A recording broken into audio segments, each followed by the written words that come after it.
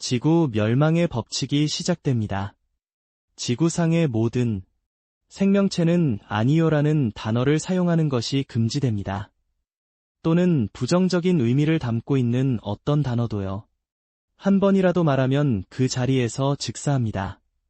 그리고 제 이웃은 이 철칙을 이용해 이 아니요 금지 규칙을 제가 저장해둔 모든 음식을 강탈했습니다. 에드리언, 물이 다 떨어졌어. 내 물의 절반을 줄 수 있어. 에드리언?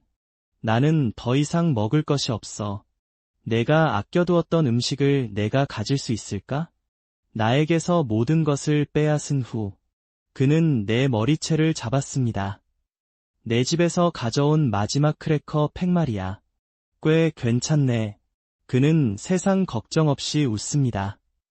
일부러 최대한 크게 씹으면서요. 나는 그를 노려봅니다. 분노로 불타고 있었지만 완전히 무력했습니다. 결국 나는 죽습니다. 배고픔과 굴욕감에 사로잡혀서요. 내가 다시 눈을 떴을 때 지구 멸망의 법칙이 시작되기 하루 전으로 돌아와 있었습니다. 벽 너머로 노라의 목소리가 들립니다. 마커스의 아내 노라가 그에게 애교를 부리며 조용히 웃는 소리요. 여보, 당신은 나에게 영원히 잘해줄 건가요? 이번에는 제가 웃습니다. 사냥꾼과 사냥감의 역할이 뒤바뀝니다. 마커스가 빼앗아간 모든 것을 돌려받게 할 뿐만 아니라 2배로 돌려받게 할 겁니다.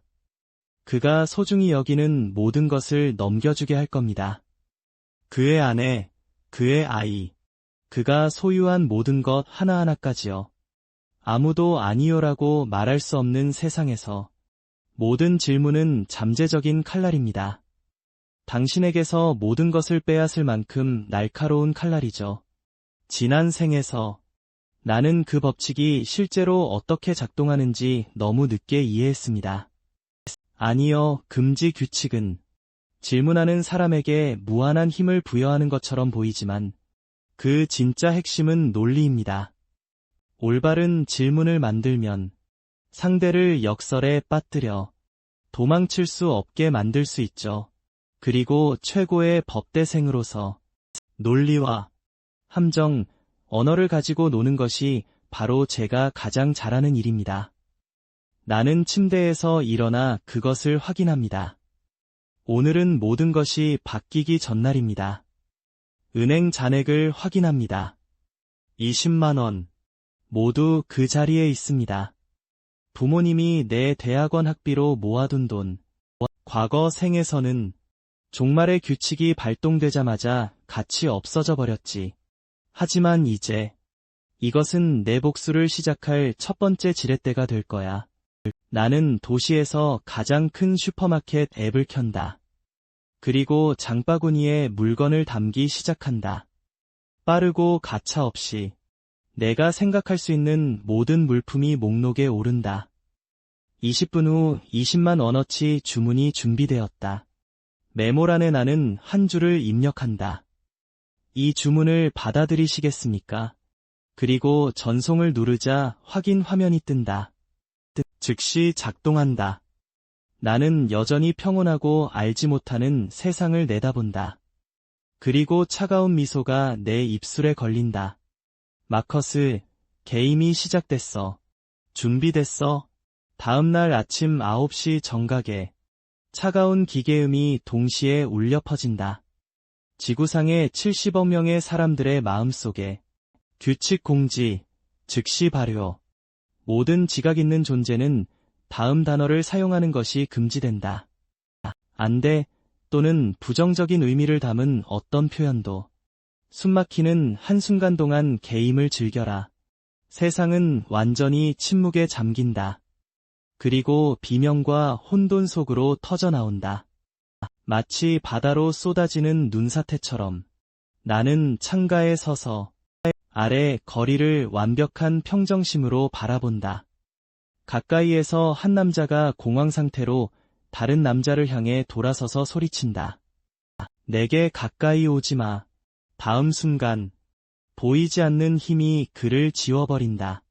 쟤만 남고 주변에서는 공포의 비명이 터져나온다. 나는 침착하게 커튼을 닫는다.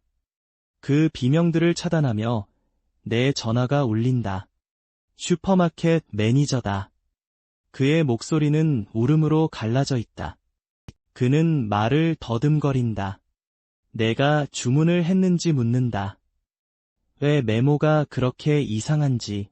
나는 고요한 물처럼 침착하게 대답한다. 주문한 모든 것을 배달할 의향이 있으신가요?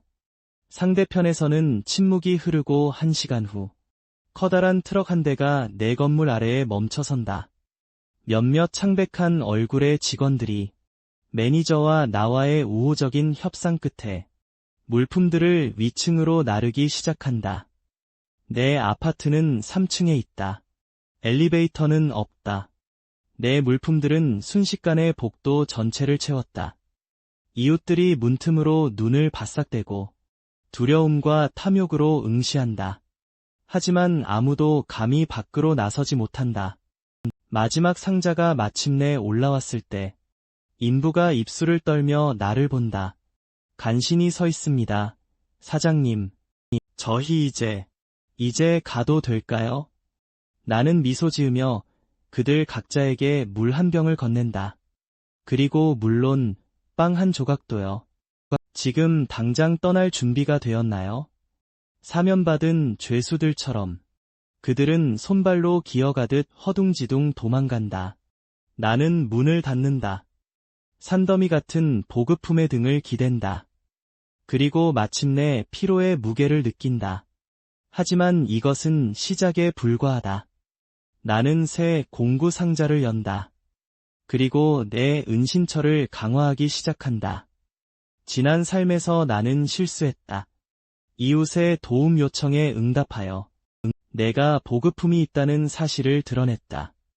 그 외침이 마커스를 데려왔다. 굶주린 늑대 같은 그를 내 문 앞으로. 이번에는 내 세상은 오직 침묵만을 필요로 한다. 나는 오후 내내 모든 틈을 막고 모든 문과 창문을 봉쇄한다. 나는 침실문에 자물쇠 3개를 추가한다. 그것이 끝나자 나는 소파에 쓰러진다. 물몇 상자가 아직 복도에 놓여 있다. 나는 숨을 고르고 마지막으로 힘을 내어 몸을 일으킨다. 내가 마지막 상자를 끌어들이는 순간 복도 건너편 문이 삐걱거리며 열린다. 마커스가 고개를 내민다. 그의 얼굴에는 완벽하게 연습된 미소가 번진다. 따뜻하고 친근한 이웃 같은 미소. 하지만 그의 시선이 상자들을 훑는 순간 나는 아직 안으로 옮겨놓지 않았다. 나는 그의 눈 깊숙한 곳에서 탐욕의 섬광을 포착한다. 지난 삶에서 그가 가졌던 바로 그 표정이었다. 그가 나를 벽에 몰아세웠을 때에 그는 나를 발견하고 놀란 척한다. 어라, 에이드리언, 이사 오세요. 그의 시선은 내 옆에 물상자에 달라붙는다. 혀를 날름거리는 뱀처럼. 나는 아무 말도 하지 않고 그가 연기하는 것을 지켜본다. 지난 삶에서는 바로 이 친절의 가면이 나를 방심하게 만들었다. 그는 다정한 형 같은 친구 역할을 했다. 내 삶에 대해 물으며 내가 아는 모든 것을 끄집어냈다. 그리고 내가 아무것도 남지 않았을 때 그는 내 침묵에도 아랑곳 없이 본색을 드러냈다. 그는 계속 웃고 있다. 그리고 내 발치에 있는 물통을 아무렇지 않게 가리킨다. 나는 그 손가락을 뚫어지게 노려본다. 손에 든 렌치를 내리치고 싶은 충동과 싸우며 그에게 내리쳐야 한다. 나는 침착해야 한다. 아직 때가 아니다. 먹이는 이미 내 덫에 발을 들여놓았다. 내가 할 일은 그를 한 걸음 한 걸음 이끄는 것뿐이다. 기꺼이 덫의 한가운데로 곧장 가게 하는 것이다. 그는 여전히 자신이 통제권을 쥐고 있다고 생각한다. 여전히 사냥꾼이고 나는 여전히 같은 무력한 그가 마음대로 할 수 있는 어리석은 먹잇감이라고 생각한다. 그는 가장 간단한 질문으로 나를 시험하고 싶어 한다. 내가 규칙을 이해하는지 보려고. 내 한계를 알아보려고. 그는 내 문을 열고 내 것을 빼앗고 싶어 한다. 가능한 한 가장 낮은 비용으로. 그럼 어서 물어봐라. 내 입에서 나오는 모든 말은 내 목을 매다는 밧줄이 될 것이다. 마커스는 마침내 그의 작은 1인극을 마무리한다. 몸을 굽혀 내 얼굴 가까이로 다가온다. 그가 생각하기에 따뜻하고 친근한 어조로 에이드리안. 야, 밖이 너무 덥지 않냐? 그 물 절반 나랑 나눠 마실 수 있을까? 거기 있었다. 질문은 바깥으로 물결쳤다. 잔잔한 연못에 돌멩이가 떨어지듯 숨막히는 복도를 통해 원을 그리며 퍼져나갔다. 공기가 얼어붙는 듯하다.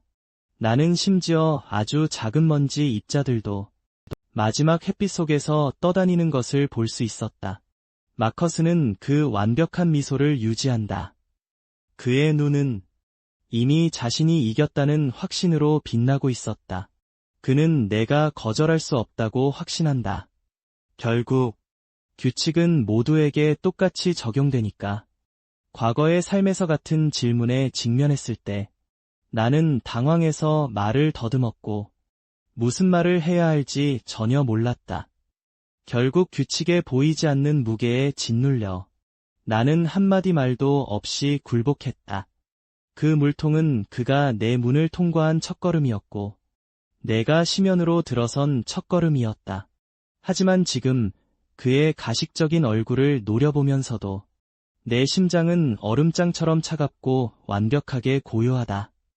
그는 자신의 질문이 영리하다고 생각한다. 교과서 절반을 나눠줄 수 있을까? 모호하고 애매한 요구는 함정투성이야. 그는 이웃이라는 친분을 무기화해서 강도를 베품으로 위장해 거절 못하는 압력을 이용해 내가 거절할 수 없게 하려고. 내가 동의하면 그는 규칙을 다 파악한 거야. 한계와 내 약점을 공짜로 확인한 거지. 내가 당황해서 빠져나가려고 논쟁하려 하면 그는 내가 함부로 할 수 있는 사람이라는 걸 확실히 알게 되겠지. 연극은 그만둬, 마커스. 내 그 저렴한 미소는 아무도 속일 수 없어. 너 자신만 속일 뿐. 대답하는 대신 나는 천천히 입을 연다. 마커스. 방금 뭐라고 했는지 잘 이해가 안 되는데. 나한테 묻는 건가? 나는 일부러 말을 멈춘다. 그리고 단어 하나하나 또박또박 말한다. 그가 방금 한 말에 숨겨진 모든 숨은 의미를. 내가 묻는 게 내가 힘들게 산 물을, 3층까지 끌고 올라온 그 물을 그냥 공짜로 너한테 절반 주려고 하는지냐고? 내 말은 그거야. 복도에 죽은 듯한 침묵이 흐른다. 마커스의 표정이 변한다. 따뜻함이 사라지고 날카로운 의심으로 대체된다. 그는 분명히 이걸 예상하지 못했어. 그의 눈에는 나는 항상 조용한 타입이었어. 솔직히 좀 느린 사람이었지. 그런데 내가 이런 수를 쓰다니. 나는 그의 숨겨진 의미를 다 드러냈어. 이제 그는 대답할 방법이 없어. 그가 그걸 인정하는 순간 그의 착한 사람 연기는 여기서 공개적으로 무너진다. 종말에는 무언가를 원한다고 공개적으로 인정하는 자는 아무것도 주지 않고 즉시 모두의 표적이 된다. 하지만 그는 아니요라고도 말할 수 없어. 왜냐하면 그건 즉각적인 죽음을 의미하니까. 복도 아래쪽에서 여러 문들이 살짝 열린다. 아주 조금만. 문 뒤에서 눈과 귀가 바싹 붙어 긴장하며 지켜보고 있다. 종말의 규칙 아래 첫 번째 실제 충돌이 펼쳐지는 것을. 나는 그 모든 시선들이 왔다 갔다 하는 것을 느낄 수 있다. 마커스와 나 사이를. 마커스의 관자놀이에 가는 땀방울이 맺히기 시작한다. 그가 힘겹게 침을 삼키면서 모굴대가 울렁거린다. 그의 이기적인 머리가 풀가동된다. 필사적으로 빠져나갈 길을 찾으며. 하지만 난 그에게 기회를 주지 않아. 나는 다시 더 깊이 웃는다. 이번에는 조롱기가 살짝 담긴 채. 그리고 저는 두 번째 질문을 던집니다. 아니면 제가 말을 길게 늘어뜨리며 그의 어깨 너머로 시선을 흘려보냅니다. 그의 뒤에 반쯤 열린 문 쪽으로 말이죠. 당신은 묻고 있는 건가요? 당신의 아름다운 아내를 팔 의향이 있는지. 노라를 저에게 이 물의 절반과 교환해서 말이에요. 마커스의 머릿속에서 무언가가 폭발합니다. 그의 이성의 마지막 한 가닥이 깔끔하게 끊어집니다. 그의 얼굴은 얼어붙은 하얀색에서 분노한 자주색 빨간색으로 변했다가 이내 검푸른 회색 녹색으로 바뀝니다. 그는 저를 커다랗게 뜬 눈으로 노려봅니다. 욕심과 계산의 모든 흔적은 사라지고 충격과 순수한 분노로 지워졌습니다. 마치 당장이라도 저에게 달려들어 갈기갈기 찢어버리고 싶어 하는 것 같습니다. 제 말은 복도에 마치 폭뇌처럼 울려 퍼집니다. 이 드라마의 스릴이 그 누구의 종말에 대한 두려움보다도 명백히 앞서는군요. 마커스 뒤편의 문이 삐걱 소리를 내며 활짝 열립니다. 노라의 침착하고 아름다운 얼굴에는 혼란과 경각심이 새겨져 있습니다. 그녀는 분명히 논쟁을 듣고 확인하러 나왔을 겁니다. 그러다가 곧바로 제가 방금 말한 모든 단어 속으로 걸어 들어온 거죠. 경고도 피난처도 없이. 시간이 느려집니다. 저는 그녀의 얼굴에서 핏기가 가시는 것을 봅니다. 종이처럼 하얗게 질릴 때까지 말이죠. 그리고 그녀의 시선은 제 웃는 얼굴에서 남편 마커스에게로 날카롭게 향합니다. 그는 답을 기다리고 있습니다. 설명을 말이죠. 그리고 마커스는 제 질문에 그 자리에 못 박힙니다. 모든 이웃의 시선 아래 그곳에 박힌 채로 말이죠. 그가 가장 사랑한다고 주장하는 아내 바로 앞에 서요. 그는 첫 번째 질문에 인정할 수 없습니다. 그건 그 자리에서 사회적 자살이 될 테니까요. 두 번째 질문도 인정할 수 없습니다. 지금 당장 가족이 파괴되는 것을 원치 않는 하는 말이죠. 하지만 그는 아니요라고 말할 수 없습니다. 공기가 웅웅거립니다.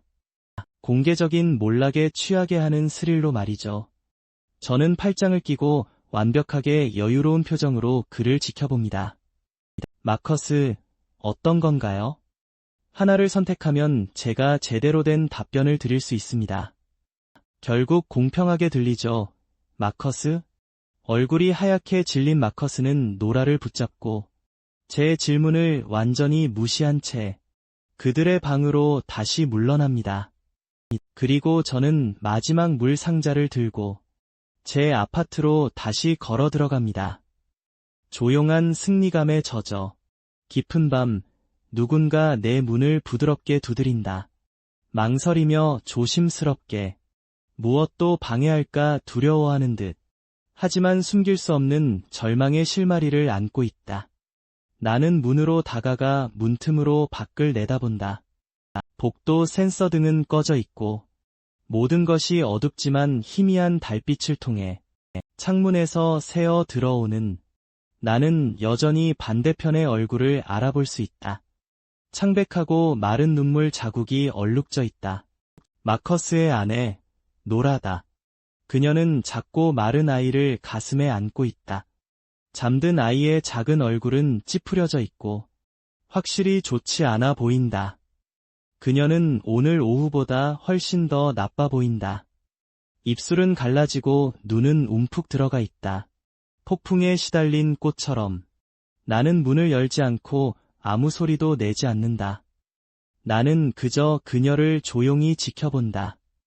나는 그녀가 어둠 속에서 희미하게 떨리는 것을 지켜본다. 두려움과 무력감에 사로잡혀 마침내 마치 남은 것이 아무것도 없는 것처럼 그녀는 이마를 기댄다. 내 문이 차가운 표면에 그리고 거의 아무것도 아닌 듯 짓눌린 신음소리를 낸다. 제발 그녀의 목소리는 겨우 속삭임에 불과하다. 하지만 그것은 작은 망치처럼 와닿는다. 복도의 적막함에 부딪혀 울린다. 그제야 나는 차갑게 말한다. 문을 통해 침착하게 내가 당신에게 음식을 줄 의향이 있는지 묻는 건가요? 당신의 아이를 살리기 위해 그녀는 깜짝 놀라 고개를 번쩍 든다. 마치 동아줄이라도 잡은 것처럼. 그러다 나의 무뚝뚝함에 당황하며 움찔한다. 그녀는 흐느끼며 격렬하게 고개를 끄덕인다. 네, 아이가 열이 있어요. 하루 종일 아무것도 못 먹었어요. 제발요. 나는 바로 답하지 않는다. 나는 생각한다. 마커스는 어디에 있지?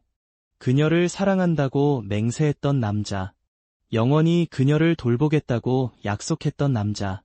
그는 지금 어디에 있지? 맞다. 그는 아마 여전히 분노에 휩싸여 있을 것이다. 오늘 오후의 공개적인 망신 때문에 무력한 분노의 모든 방울을 쏟아내며 반격할 수 없는 아내와 아이에게 밖에서 체면을 구기고 집에 와서 가족에게 화풀이하는 남자. 그런 부류는 수없이 많이 봤어. 전생에서 나는 문을 열었어. 하지만 문은 아주 조금만, 빗장은 여전히 단단히 채워진 채로 열었지. 그 틈으로 우유 한 팩을 건네줬어. 그리고 개별 포장된 빵 2개도. 아이에게 먼저 뭐라도 먹여야 해. 노라의 눈이 즉시 환해졌어. 그리고 떨리는 손을 뻗었지. 한때는 잘 가꾸어졌던 손이었는데 이제는 긴장감에 초췌해졌어. 너클은 하얗게 변했고 그녀의 손끝이 우유팩에 닿는 순간 나는 놓지 않고 오히려 나지막하고 조용히 말했어. 오직 자신의 자존심만을 생각하고 아내와 아이는 아무것도 생각하지 않는 남자가 과연 당신을 지켜줄 수 있을 거라고 생각해요. 그녀의 온몸이 굳어졌어. 우유팩을 잡았던 손은 마치 뜨거운 불꽃에 닿은 것처럼 움츠러들었어. 그녀의 눈빛이 빠르고 눈에 띄게 희미해지는 것을 보았어. 더 깊은 무언가로 대체되었지. 상실감에 아파하는 방금 자신의 진실을 마주한 사람의 표정으로. 나는 손을 놓았어. 우유와 빵은 그녀의 품으로 떨어졌어. 그리고 나는 쾅하는 소리와 함께 문을 닫았어.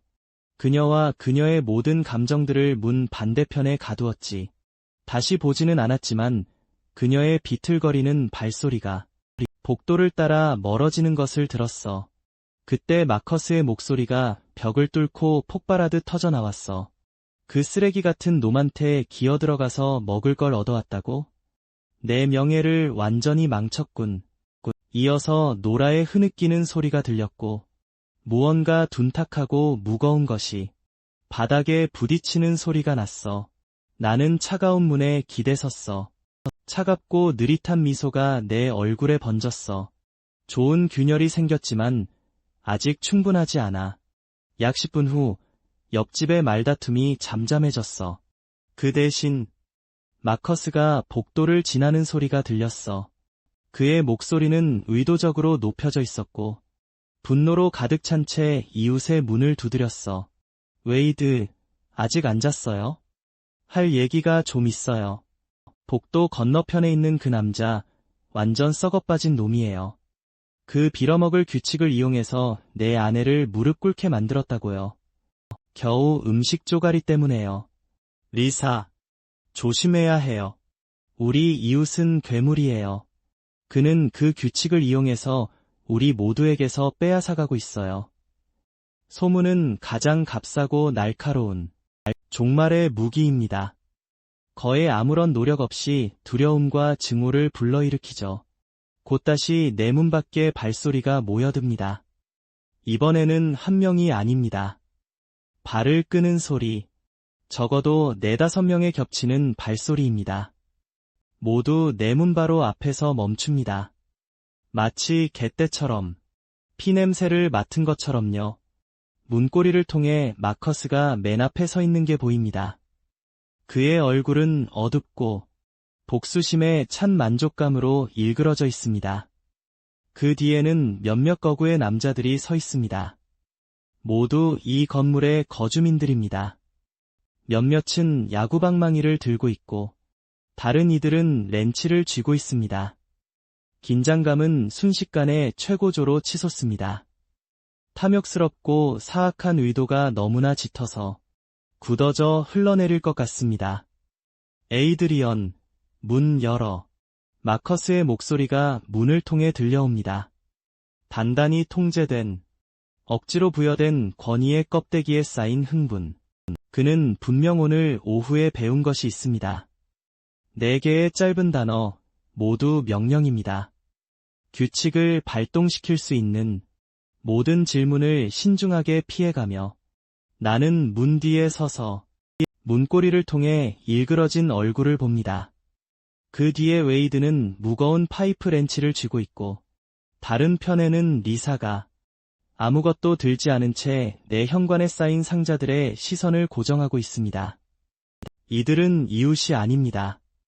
피냄새를 맡은 독수리들입니다. 나는 움직이지 않고 그저 봅니다. 에이드리언, 우리 모두 이웃이잖아. 세상이 변했으니 서로를 보살펴야지. 내가 반응하지 않자 마커스는 목소리를 부드럽게 합니다. 모두와 조금씩 나눠봐. 우린 모두 너의 친절을 기억할 거야. 맞아, 에이드리언. 그냥 문 열어봐. 우리 그냥 얘기하고 싶을 뿐이야.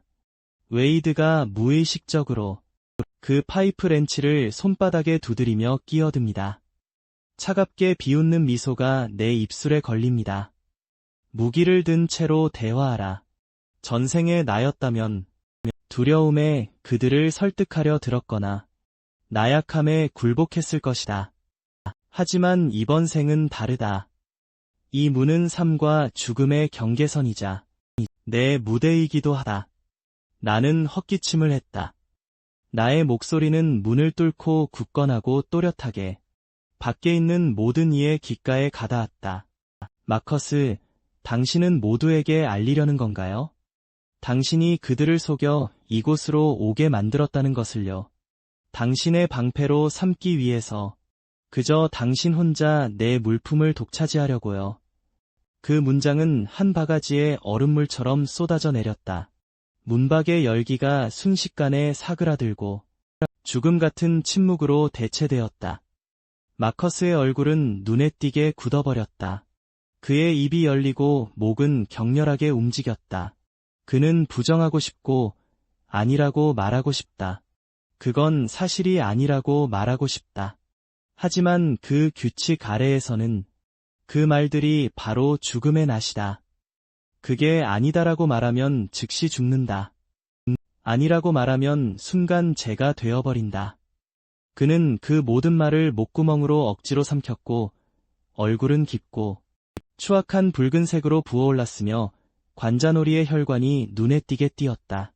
그리고 그의 뒤편 이웃들은 그들의 표정이 순간적으로 변했다.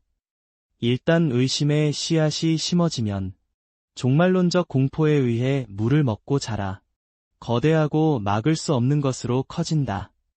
웨이드의 렌치가 공중에서 멈췄다.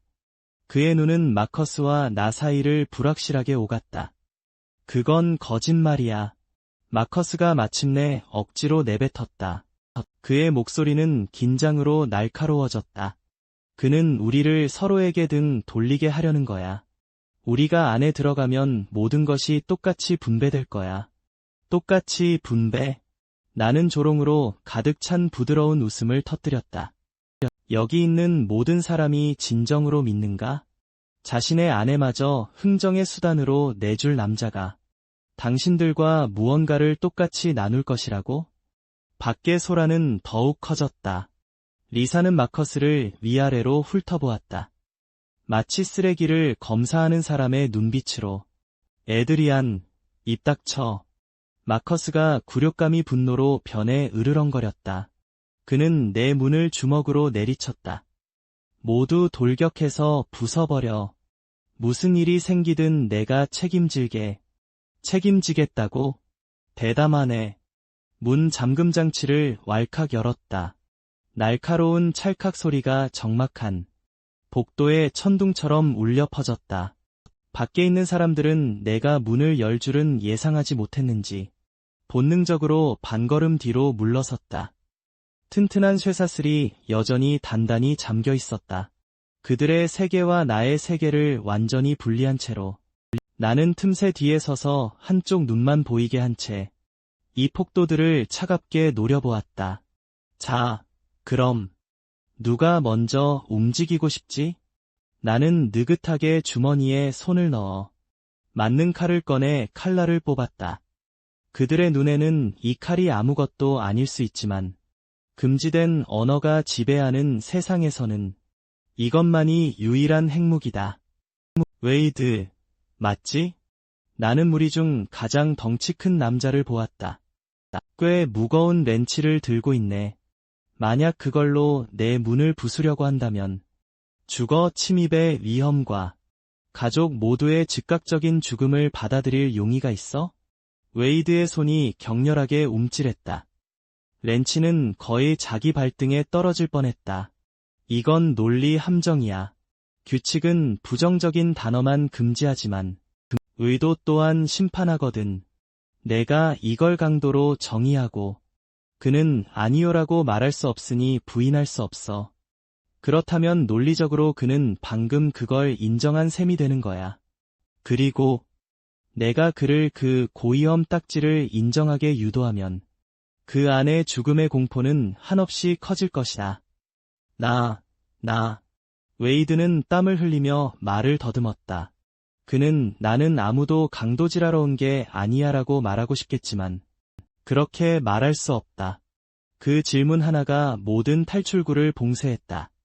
왜 그래? 할 말이 없어. 복도에 있는 모든 얼굴을 훑어보며 내 시선은 차갑게 유지했다. 아니면 리사, 당신은 마커스의 식사를 위해 이 세상에 당신의 아이를 고아로 남겨둘 용의가 있나요? 리사는 몸을 떨었고 그녀의 눈에 있던 탐욕은 순식간에 사라지고 순전한 공포로 대체되었다. 그녀는 마치 화상을 입은 것처럼 뒤로 움찔 물러났다. 마커스, 보이지? 나는 틈새로 그를 바라보았다. 그의 얼굴은 잿빛으로 변했고 아무도 널 위해 죽으려 하지 않아. 마커스는 붕괴 직전에 있었다. 그는 숫자가 나를 물러나게 할 것이라고 생각했지만 아니면 적어도 그들이 뚫고 지나가게 하거나 하지만 그는 아무도 아니요라고 말할 수 없는 세상에서 있고 있었다. 거부를 요구하는 모든 순간은 떨어지기를 기다리는 사형 선고와 같다는 것을 그는 내 비난을 반박할 수 없다. 그리고 이 사람들을 진정시킬 수도 없다. 모두의 규칙을 발동시키지 않고는 마커스는 마지막 필사적인 저항을 한다. 나에게서 몸을 돌려 이웃들을 향해 눈이 활활 타오른다. 우리가 살아남는 유일한 방법은 그의 물품을 뺏는 것이다. 아니면 너희 모두 굶어 죽고 싶어? 굶어 죽어. 나는 그 단어를 포착하고 다시 칼날을 던진다. 모두가 굶는 것에 그렇게 걱정한다면 왜 당신 집에 숨겨둔 소시지 2박스와 쌀 한 포대를 꺼내지 않았죠? 이번에는 공기가 그저 차가워지는 것을 넘어 완전히 굳어버린다.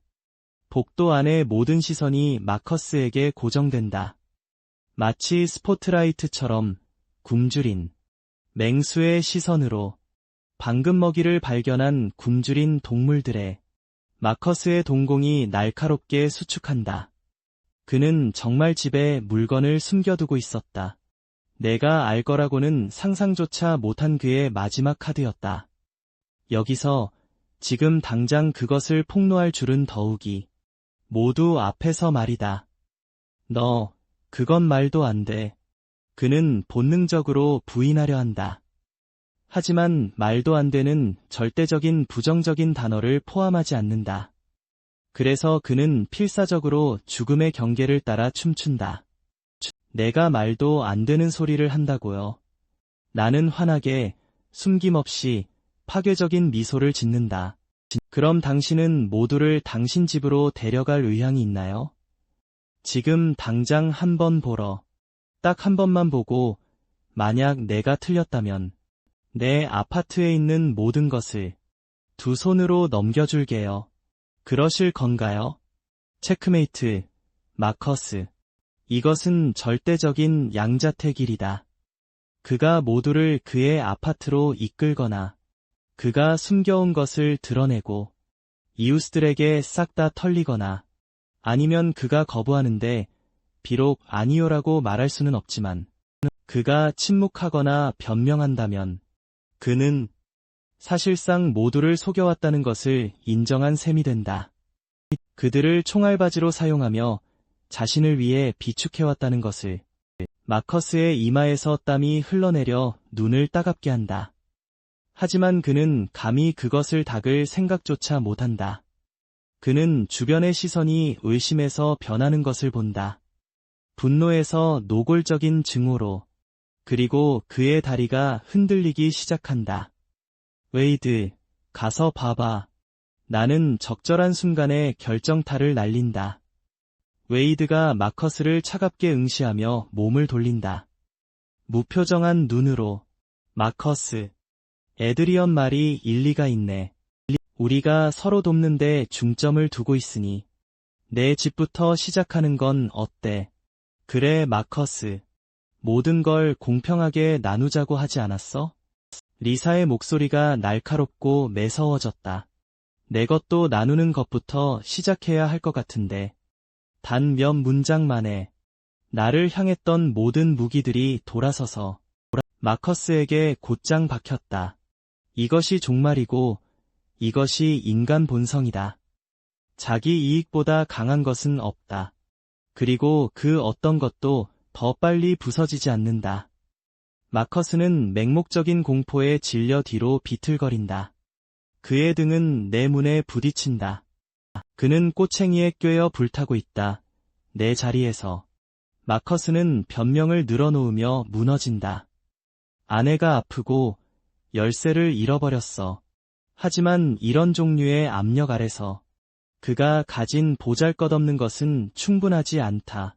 그는 한마디라도 잘못하면 그 자리에서 죽을까 봐 두려워한다. 그리고 이웃들이 무엇을 할지 더 두려워한다. 만약 그가 진실을 인정한다면 내 눈앞에서 사라져.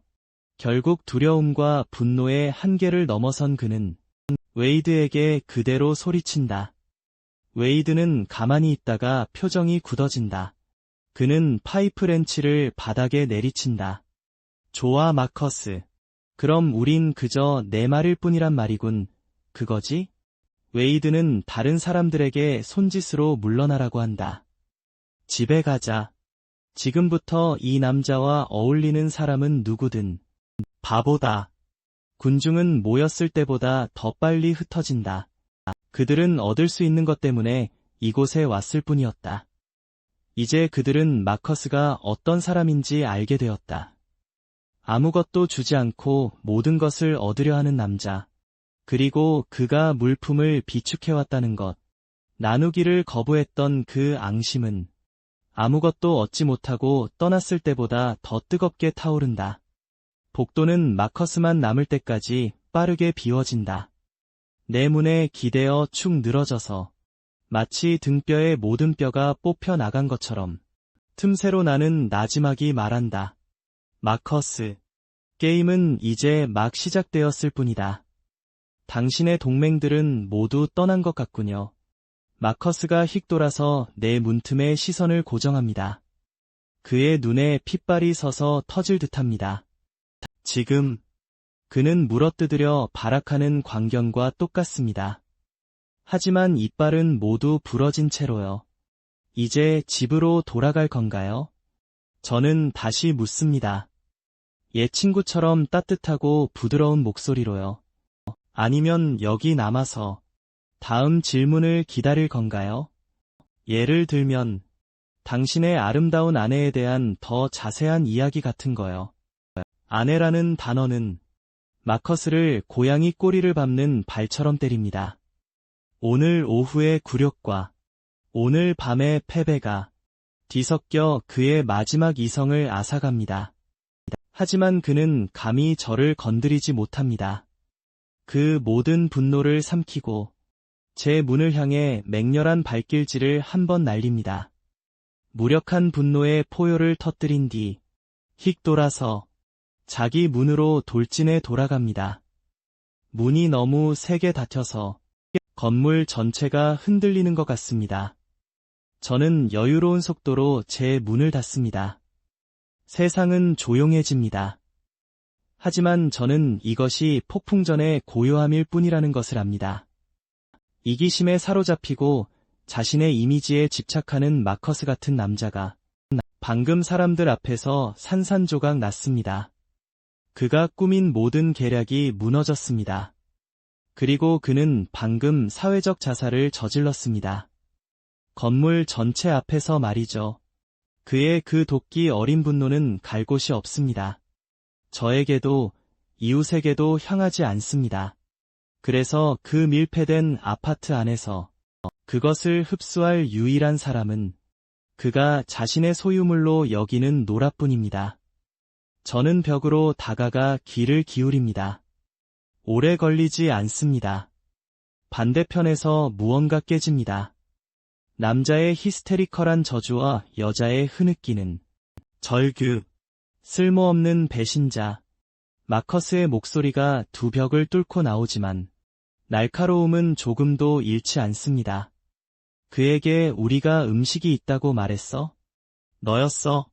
날카로운 균열음, 찰싹 때리는 소리와 소파에 몸을 묻고 눈을 감는다. 초침이 하나씩 흘러간다. 바깥은 완전히 어둠에 잠긴다. 옆집에서 들려오는 폭력적인 소리들이 한참 동안 이어진다. 마침내 밤 깊이 사라지기 전까지 그 순간이 오고 있음을 안다. 마커스가 직접 닫았던 문이 다시 열릴 것이다. 아주 곧. 어둠 속에 앉아 조용히 문을 지켜본다. 아니나 다를까 약 30분 뒤 희미한 발소리가 밖에서 다가온다. 거의 들리지 않을 정도로 부드러운 노크가 이어진다. 자, 시작이다. 나는 일어선다. 문으로 걸어간다. 희미한 달빛 속에서 문틈을 통해 본다. 복도를 비추는 창문을 통해 눈물 자국과 멍으로 뒤덮인 얼굴이 보인다. 노라다. 아들. 어린 벤을 가슴에 안고 있다. 그녀는 그저 말없이 서 있다. 그녀가 무엇을 하는지 안다. 내가 문을 열어줄지 말지에 모든 것을 걸고 있다. 물론 열어줄 것이다. 친절해서가 아니라 그녀가 마지막 조각이기 때문이다. 마커스를 완전히 부수기 위해 필요한 노라를 받아들이는 것은 그의 심장을 도려낼 것이다. 다른 어떤 것보다 훨씬 더 깊이. 나는 즉시 손잡이를 돌리지 않는다. 대신 차가운 문 표면에 바싹 다가가 말한다. 우리 둘만 들릴 정도로 낮게. 이렇게 내 문 앞에 서 있는 노라. 나에게 묻고 싶은 것이 있나요? 밖의 실루엣이 움찔한다. 그녀의 떨리는 목소리가 어둠을 뚫고 들려온다. 그녀는 울음을 터뜨리기 직전 겨우 한 단어를 내뱉는다. 나는 인내심을 가지고 기다린다. 먹이를 앞으로 이끄는 부드러운 손길을 가진 사냥꾼처럼. 묻는 건가요? 당신과 당신의 아이에게 음식을 줄 의향이 있는지? 내가 그녀 대신 말한다. 그녀는 잠시 조용하다. 그리고 희미하지만 분명한 한 단어가 들려온다. 네, 아니면. 나는 목소리에 차가운 탐색의 실타래를 섞어 바꾼다. 묻는 건가요? 당신과 당신의 아이를 받아들여 안전한 머물 곳을 줄 의향이 있는지? 이 질문은 마지막 질문보다 훨씬 더 무겁다. 음식을 받는 건 그저 거래일 뿐이에요. 보금자리를 받는 건 완전한 배신과 항복을 의미하죠. 밖의 침묵이 꼬박 30초 동안 이어져요. 그녀의 내면에서 격렬한 전쟁이 벌어지는 것을 상상할 수 있어요. 마침내 그녀가 가진 마지막 모든 힘을 쥐어짜내는 듯이 그녀의 목소리가 쉬었지만 흔들림 없이 돌아와요. 네, 좋아요. 나는 천천히 자물쇠에 손을 얹고 문을 살짝 열어요. 노라의 모습은 처참해요. 머리카락은 엉킨 채 얼굴에 달라붙어 있고 입가는 찢어져 피가 배어나오고 선명한 5 손가락 자국이 왼쪽 뺨에 선명하게 솟아올라 있어요. 이미 보라색으로 변해가고 있었어요. 노라. 그럼 당신이 정말로 묻고 있는 것은 나의 보호를 기꺼이 받아들일 의향이 있느냐는 것이군요. 그리고 가정의 일상 업무를 처리할 것이냐는 거죠. 음식을 대가로요. 그리고 당신과 당신 아이를 위한 절대적인 안전을 위해서요. 맞나요? 나는 힘주어 말했어요. 보호와 가정관리요. 이건 자선이 아니에요. 계약이에요. 그녀는 잠시 망설였지만 그때 마커스의 목소리가 다시 벽을 뚫고 새어 들어와요. 낮고 간신히 억누른 분노로 부글거리는 소리였어요. 마치 뱀처럼 그녀의 발목을 휘감는 듯이요. 그녀는 심하게 몸을 떨어요. 그리고 나를 똑바로 바라보며 단호하고 무겁게 고개를 끄덕여요. 네. 나는 옆으로 비켜서서 입구를 열어줘요. 들어와요. 노라는 마치 죄수처럼 움직여요. 사면을 받은 듯 어린 벤을 꼭 붙들고서요. 그녀는 반쯤 비틀거리듯 반쯤 허둥지둥 문 안으로 들어서요. 나는 문을 닫고 자물쇠를 잠가 마커스의 세계를 완전히 차단해요. 마커스는 상처 입은 짐승처럼 울부짖어요. 이어서 광기 어린 두드림이 들려와요. 노라, 이 배신자. 당장 나와. 노라는 몸을 굳혀요. 그녀의 얼굴에서 모든 핏기가 가시고 어린 벤을 꼭 안아요. 바람에 흔들리는 나뭇잎처럼 떨면서요. 나는 다가가 그녀의 어깨에 손을 가만히 얹어요. 두려워 마요. 여기선 안전해요. 나는 단호하게 말해요. 이 순간부터는 당신과 당신의 아이는 안전해요. 그녀는 얼굴에 불신감을 가득 담은 채 나를 올려다봐요.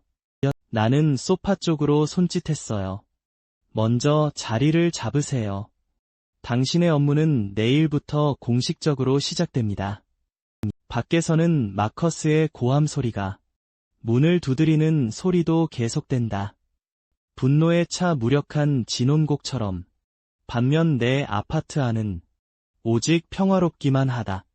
마커스의 욕설 소리에 새로운 하루가 시작된다. 옆집에서는 모욕이 툭툭 끊어지며 터져나온다. 창의성 없이 똑같은 지겨운 욕설만 반복된다. 나는 그 모든 소리를 무시한다. 나는 냉장고에서 우유와 토스트를 꺼낸다. 그리고 여유롭게 아침 식사를 준비한다. 노라와 어린 벤은 소파에 앉아있다. 한 명은 크고 한 명은 작다. 둘 다 눈에 띄게 긴장하고 불안해한다. 나는 그녀 앞에 접시를 밀어놓는다. 다 먹으면 당신의 일이 시작된다. 노라는 놀라 믿기지 않는 표정으로 그것을 받는다. 조심스럽게 어린 벤에게 한 입씩 먹인다. 자신은 거의 아무것도 먹지 않는다. 나는 그녀에게 신경 쓰지 않는다. 내 몫을 다 먹고 입을 닦는다. 창고에서 나는 무전기와 손글씨 쪽지를 꺼낸다. 그리고 그녀에게 건넨다. 이걸 가져가. 사무실 문을 두드려. 02로. 쪽지에는 메이 아주머니라고 적혀 있다. 교환할 의향이 있으신가요? 아파트에 있는 모든 담배와 술을, 깨끗한 물 3리터, 그리고 즉석라면 2봉지로요. 그녀가 나를 올려다본다. 눈은 두려움으로 가득 차 있다. 마커스가 밖에 있어요. 그는 널 건드리지 않을 거야. 나는 그녀를 바라본다. 내 목소리는 침착했다. 넌 이제 내 보호 아래에 있어. 만약 그가 너에게 손을 댄다면 그는 나에게 묻는 것이다. 내가 죽어도 좋으냐? 고. 내 말은 그녀에게 기댈 무언가를 주는 듯했다. 그녀는 결심이라도 한 듯 천천히 숨을 들이쉰다.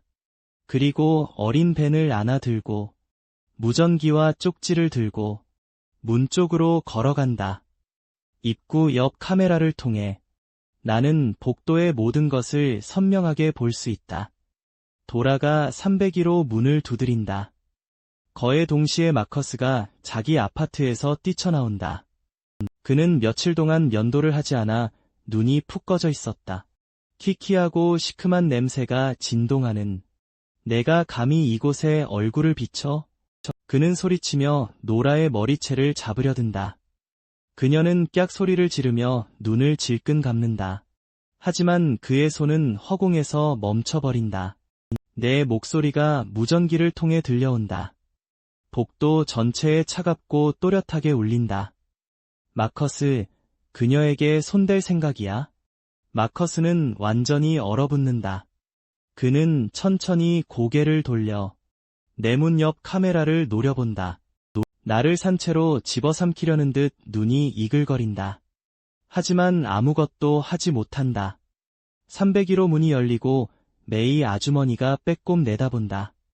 노라는 여전히 떨고 있다. 쪽지를 건네자 메이 아주머니가 읽는다. 거의 망설임 없이. 그리고 안으로 들어갔다가 한아름의 담배와 함께 돌아온다. 그리고 병들. 거래는 끝났다. 노라는 고개를 숙인 채 물건들을 꽉 친다. 그리고 내 아파트로 빠르게 돌아간다. 마커스를 한 번도 쳐다보지 않고. 마커스 바로 앞에서 나는 노라에게 방금 얻은 모든 것을 세어보게 한다. 그리고 어린 벤에게 보상으로 소시지를 건넨다. 그 모습이 결정타가 된다. 마커스는 날카롭고 처절한 울부짖음을 터뜨린다. 그는 완전히 이성을 잃었다. 미친 황소처럼 내 문으로 돌진한다. 나는 쾅소리가 나게 문을 닫는다. 그리고 심지어 강철 심지 방범문까지도. 내가 막대한 비용을 들여 보강했던 노라와 어린 벤은 구석으로 움츠러든다. 둘 다 새하얗게 질린 채 나는 미소 짓는다. 결국 이렇게 되는군. 가장 원시적이고 가장 어리석은 수. 나는 문으로 걸어가 문구멍을 통해 보려는 것이 아니라 그 옆에 있는 작고 눈에 띄지 않는 스위치를 누른다. 바깥에서 마커스는 주먹을 들어 때리려다 갑자기 얼어붙는다. 보이지 않는 무언가가 엄청난 힘으로 그를 강타한다. 그의 몸은 뒤로 젖혀지고 모든 근육이 격렬하게 경련하며 털 한 올 한 올이 곤두선다. 그의 입에서는 끊어지는 듯한 씩씩거리는 소리가 새어나온다. 고전압 트랩 격자.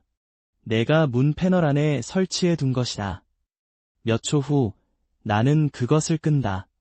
마커스는 흙탕물처럼 문을 타고 미끄러져 내려와 바닥에 주저앉는다. 그에게서 탄살 냄새가 매캐하게 피어오른다. 나는 문을 살짝 열어 그를 볼 수 있을 만큼만 틈을 만든다. 그가 나를 볼 수 있을 만큼.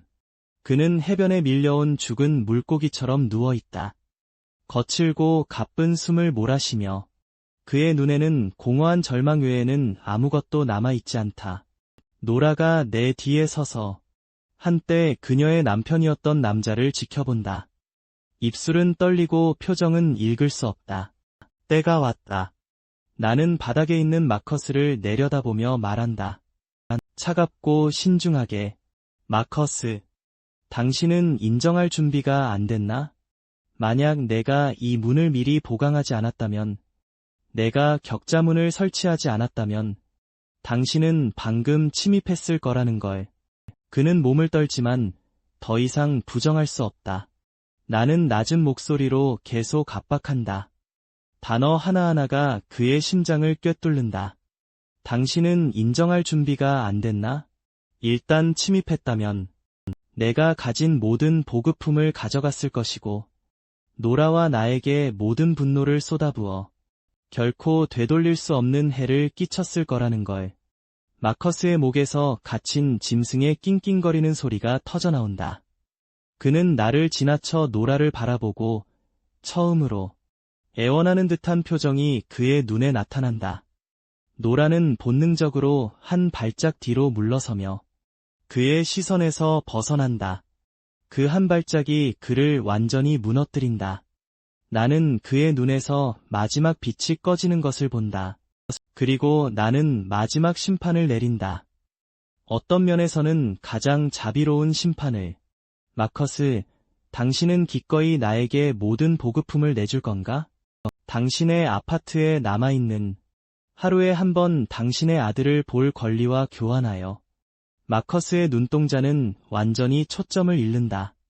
모든 뼈가 제거된 생물처럼 몇 초간의 죽은 듯한 침묵 끝에 그는 목에서 부서진 한 음절을 겨우 쥐어짜낸다. 녹슨 쇠붙이가 서로 갈리는 것처럼 거칠게. 단 한마디. 그것은 그의 마지막 남은 존엄성의 모든 조각을 앗아간다. 그리고 내 뒤에 있는 힘을. 노라는 거의 눈에 띄지 않게 휘청거리며 벽에 손을 뻗어 몸을 지탱한다. 나는 아무런 표정 없이 문을 닫는다. 반대편의 자네를 차단하며 노라, 당신은 나를 도우러 올 건가? 보급품 재고를 확인해. 나는 돌아 평소처럼 침착하게 그녀에게 물었다. 그녀는 깜짝 놀라 눈을 떴다. 두려움과 혼란이 그 안에 휘몰아쳤다.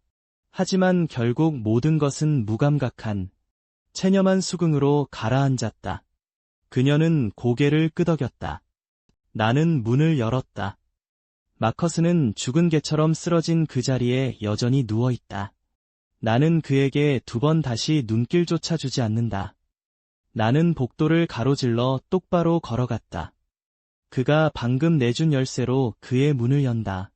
그리고 키키하고 시큼한 땀 냄새가 배어든 공기 덩어리가 훅 하고 나를 덮쳤다. 거실은 엉망진창이었다. 텅 빈 컵라면 용기들과 찢어진 과자 봉지들이 여기저기 흩어져 있었다. 소파는 벽에 비스듬히 놓여 있었고 차마 말할 수 없는 것들로 얼룩져 있었다. 이곳은 더 이상 내가 기억하는 따뜻하고 깔끔한 집이 아니었다. 웃음소리가 울려 퍼지던 그 집 말이다. 노라가 나를 따라 들어왔다. 그녀는 난장판을 한번 보더니 눈가가 붉어졌다. 나는 그녀가 무엇을 기억하는지 안다. 하지만 나는 위로를 건넬 생각이 없다. 연기는 접어더. 내 값싼 눈물은 아무도 감동시키지 못해. 쓰레기통조차도. 노라는 얼어붙었다. 마지막 한 방울의 눈물까지 도로 삼켰다. 노라와 나는 침묵 속에서 보급품을 나르기 시작했다. 마커스는 내가 예상했던 것보다 더 많은 것을 가지고 있었다. 내가 이미 노라에게 주었던 것 외에 크래커 몇 상자, 쌓여있는 통조림들과 흩어진 간식들이 있었다. 진정한 수확은 깨끗한 물이 담긴 커다란 드럼통 2개였다. 마지막 비상 식량 상자를 들어 올리자마자 검은색 양장 노트 한 권이 상자와 벽 사이 틈에서 미끄러져 나와 바닥에 날카로운 소리를 내며 떨어졌다. 나는 얼어붙었다. 노라도 그것을 보았다. 그녀는 본능적으로 그것을 향해 손을 뻗었다. 건드리지 마. 내 목소리는 명령조로 튀어나왔다. 내 머릿속에 모든 경보가 울렸다. 마커스가 일기를, 그 녀석 같은 남자가 도대체 뭐가 들어있을까? 나는 웅크렸지만 아직 손을 뻗지 않았다. 내 눈은 탐조등처럼 그것의 모든 구석을 훑었다. 평범한 검은색 표지, 아무런 표시도, 장식도 없었다. 개인 일기처럼 보이지 않았다. 오히려 기록일지 같았다. 나는 손을 뻗었다. 손끝이 차가운, 매끄러운 표지를 천천히 첫 페이지를 넘긴다. 광기 어린, 엉망진창 글씨들이 내 눈을 찢어 발긴다. X월 X1. 젠장, 내가 돌아왔어. 똑같은 저주받은 장소, 종말 전에 똑같은 밤에. 왜 나야? 내 심장이 움켜쥐어지는 듯하다.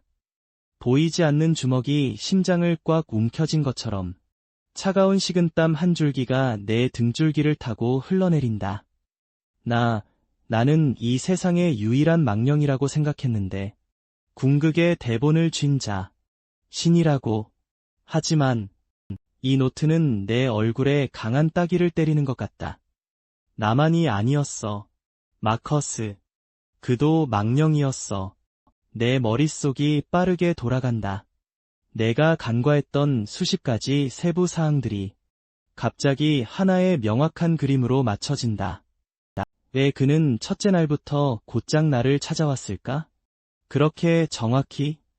왜 그는 내 비축량에 조금도 놀라지 않았을까? 그저 그것만 탐냈을 뿐인데, 왜 그는 내 논리 뒤집기에 반응했을까? 너무나 빨리, 충분히 빨리, 이웃들을 즉시 나에게 등을 돌리게 할 만큼, 나는 침착함을 유지하고 계속 읽도록 애썼다. 기록들은 혼란스럽고, 날것의 저주와 순수한 분노로 가득했지만, 그 속에 묻혀있는 정보는 내 머리털을 쭈뼛서게 했다. 지난 생에서 나는 7일째에 죽었다. 그 남자는 단 하나의 반문으로 내가 가진 모든 것을 빼앗아갔다. 나는 굶어 죽었어. 아니, 그건 틀렸어. 나는 굶주려 죽지 않았어. 나는 그들에게 살해당했어. 그 남자는 거절 금지에 대해 전혀 몰랐어. 거절 금지는 종말의 규칙 중 가장 치명적인 부분조차 아니야. 진짜 공포는 그 이후에 온다. 침묵자라는 생명체들이 있어. 그들은 아니오라는 단어에 즉각적인 치명적인 힘으로 반응한다. 그들 중 하나에게 아니오라고 말하면 그 자리에서 갈기갈기 찢겨 죽는다. 하하, 그 자식은 이겼다고 생각했겠지. 그는 자신이 훔친 모든 물품들이 그를 침묵자의 첫 번째 목표로 만들 뿐이라는 것을 몰랐어. 이번에는 내가 먼저 움직인다. 그에게 지난 생에서 내가 느꼈던 모든 절망을 느끼게 해줄 거야. 내 손가락들이 공책의 가장자리를 너무 세게 쥐어 내 손가락 마디가 하얗게 질린다. 마커스는 나 때문에 굶어 죽지 않았어. 지난 생에 내가 모든 걸 빼앗은 후에 그는 사일런서들을 마주쳤어. 그는 죽음의 질문을 만족시킬 수 없었어. 거절할 수 없었고 그들은 그를 죽였지. 그리고 그가 돌아왔을 때 내가 그의 첫 번째 목표였어. 그는 내 보급품만을 원한 게 아니었어. 그가 죽었던 방식 그대로 내가 죽기를 바랐어. 내가 더 날카로웠다면 정말 잔혹한 계획이야. 지금쯤 바닥에 누워있는 건 나였을 거야. 죽은 개처럼 말이야. 나는 노트를 닫고 천천히 심호흡을 해. 가슴 속 거친 두근거림이 가라앉기 시작해. 두려움을 넘어선 더 깊은 무언가가 찾아와. 안도감과 희미한 흥분의 기미. 마커스, 이 선물 고마워. 이 정보는 저 상자들보다 만 배는 더 가치 있어. 게임에 레버넌트 하나 추가. 상대해야 할 몬스터 유형 하나 추가. 그래서 뭐, 이 모든 세상의 종말 게임이 훨씬 더 흥미진진해졌을 뿐이야. 그리고 어딘가 바깥에서 비명이 밤을 찢어발겨. 인간의 것이 아니야. 모든 면에서 잘못됐어. 노라와 리틀 피트가 비명을 지르며 서로에게 매달려. 나는 창가로 가서 커튼 끝을 들어 올려. 진짜 종말은 지금 시작돼. 그 비명은 녹슨 톱 같아. 고요한 밤을 가로질러 왔다 갔다 긁는 듯해. 두꺼운 벽을 뚫고도 몸의 모든 털이 곤두서게 해. 노라와 리틀 피트는 소파 구석에 바짝 붙어 뼈처럼 하얗게 질렸어. 얼어붙은 채 나는 커튼을 살며시 젖혀. 아래 가로등들이 꺼져버렸어. 언제 그랬는지도 모르게 어둠 속에서 왜곡된 형체가 느리고 아주 기괴한 방식으로 우리 건물 쪽으로 움직여 인간처럼 보여. 사지가 똑바로 서 있지만 관절은 뒤로 꺾여 있어. 발걸음마다 부자연스러운 전신 경련과 건조한 뼈가 어긋나 갈리는 듯한 삐걱거리는 소리가 나. 이것이 마커스가 일기에 묘사했던 거야. 사일런서. 얼굴이 있어야 할 곳을 위로 기울여. 그곳에는 오직 검은 소용돌이치는 공허만이 있어. 천천히 회전하는 나는 두 손으로 입을 틀어막아. 소리 하나 내지 않고 그러자 그것이 멈춰. 그 공허가 내가 서 있는 곳을 향해 직접적으로 차갑게 돌아봐. 완전히 감정이 없는 정신교신이 내 머릿속에 직접 전달된다. 당신의 온기를 나와 나눌 건가요? 심장이 멎는다. 바로 저것이다. 죽음의 질문. 지난 생에서 마커스의 일기는 분명했다. 침묵자의 죽음의 질문이 그를 죽였다. 거절하면 즉시 산산조각 난다. 하지만 동의한다고 생존이 보장되는 것도 아니다. 질문은 함정투성이다. 온기란 대체 무엇을 의미하는가? 내 체온, 내 방의 온도? 내가 동의하면 벽을 뚫고 바로 들어올까? 그리고 내 생명을 앗아갈까? 마커스는 썼다. 그가 그 존재의 요구를 충족시킬 수 없었다고. 동의하고 나서 동의는 더 많은 조건을 위한 문을 열 뿐이다. 이건 어떻게 해도 죽음의 덫이다. 머릿속이 빠르게 돌아간다. 침착해. 규칙은 엄격해도 사람은 아니다. 모든 질문엔 허점이 있다. 거절은 할 수 없지만, 하지만 질문을 바꿔서 말할 수 있다. 완전히 새로운 형태로 만들 수 있다. 나는 아래의 그 공포스러운 존재에게 시선을 고정한다. 그리고 단 하나의 생각을 되돌려 보낸다. 묻는 건가? 내가 이 뜨거운 물 한 잔을 너에게 줄 의향이 있는지. 내가 내 시야에서 사라지는 대가로 말이야. 바로 지금 이 순간에 끓는 물이 내 유일한 생명줄이다. 온기라는 모호한 개념을 구체적인 것으로 만들면서 내 조건을 슬쩍 끼워 넣는 것이다. 너는 지금 사라져. 침묵자가 멈칫한다. 얼굴의 공허함이 회전을 멈춘다. 논리적 순환을 처리하는 듯하다. 이전에 한 번도 마주치지 못했던 매 순간이 한 세기처럼 길게 느껴진다. 등은 식은땀으로 흠뻑 젖었다. 그리고 마침내 그 감정 없는 목소리가 다시 내 머릿속으로 들려온다. 그래. 그 말이 떨어지는 순간 침묵자의 몸이 깜빡이기 시작한다. 그리고 몇 초 만에 아무것도 없이 사라진다. 내기에서 이겼다. 온몸에 힘이 풀린다. 나는 차가운 벽에 기대어 주저앉는다. 숨을 헐떡이며 하지만 안도감을 느끼기도 전에 거대한 충돌음이 바닥을 흔든다. 마커스의 문이 활짝 열려 있다. 마커스가 머리가 산발인 채로 뛰쳐나온다. 눈은 충혈되어 있고 광인에게 어울릴 미소를 띠고 있었다. 그는 내가 살아서 있는 것을 본다. 그는 내 뒤에 있는 노라와 아이를 본다. 그의 얼굴이 더욱 일그러진다. 왜 아직도 살아있는 거야? 그는 벼랑 끝에 몰린 짐승처럼 소리친다. 바로 그 순간, 방금 사라졌던 사일런서가 예고 없이 복도에 다시 나타난다. 마커스의 길목 바로 앞에 그 공허가 마커스를 향한다. 차가운 정신적 방송이 다시 한번 도착한다. 너의 절망을 나와 나눌 것인가? 모두가 멈춘다. 마커스도 멈춘다. 그리고 그때 그는 복도 전체를 뒤흔드는 웃음을 터뜨린다.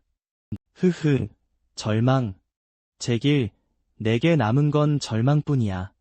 내가 원한다면 마지막 한 조각까지 가져가. 여전히 웃으며 그는 두 팔을 활짝 벌린다. 그리고 사일런서를 향해 똑바로 걸어간다. 반문도 저항도 없었다. 단 한순간의 망설임도 없이. 그는 가족을 잃었고 쌓아왔던 모든 것을 잃었다. 복수에 실패했으며 악몽에 쫓겼다. 자신이 벗어났다고 생각했지만 그의 정신은 이미 무너져 있었다. 마커스에게 죽음은 유일한 탈출구일지도 몰랐다. 사일런서는 그의 대답에 매우 만족한 듯하다.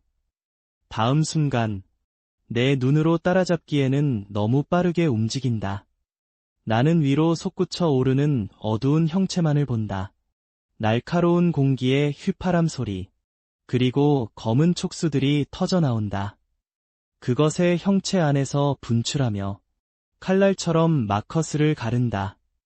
마커스가 땅에 쓰러진다. 노라가 비명을 지르며 그 자리에서 주저앉는다. 나는 작은 피트의 눈을 내 손으로 세게 가린다. 사일런서는 마커스의 시체를 가지고 사라진다.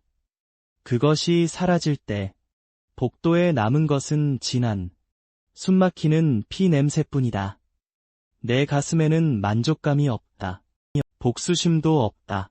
진정한 응징은 적이 죽는 것을 보는 것이 아니었다.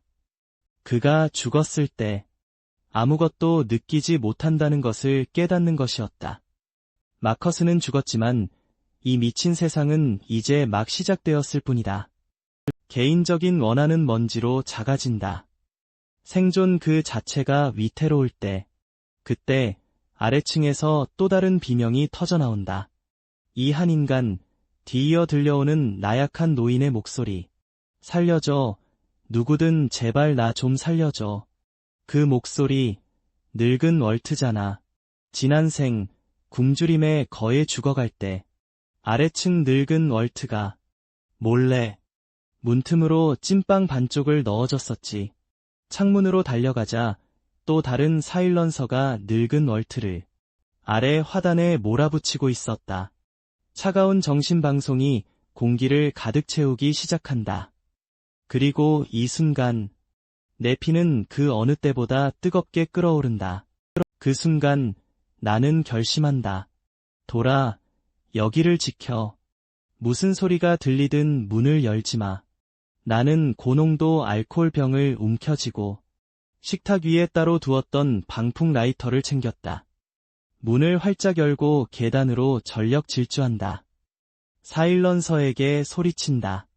그것이 늙은 월트에게 촉수를 뻗으려는 바로 그 순간. 야, 너. 거기 아래에 있는 얼굴 없는 거사. 내가 차라리 포기하는 게 낫지 않아? 저 시든 노인 대신 젊고 생기 넘치는 위층의 사람을, 내게 곧장 걸어가는 사람을 얻는 게? 아래층 공기가 얼어붙는다. 사일런서는 공격 도중 멈춰선다.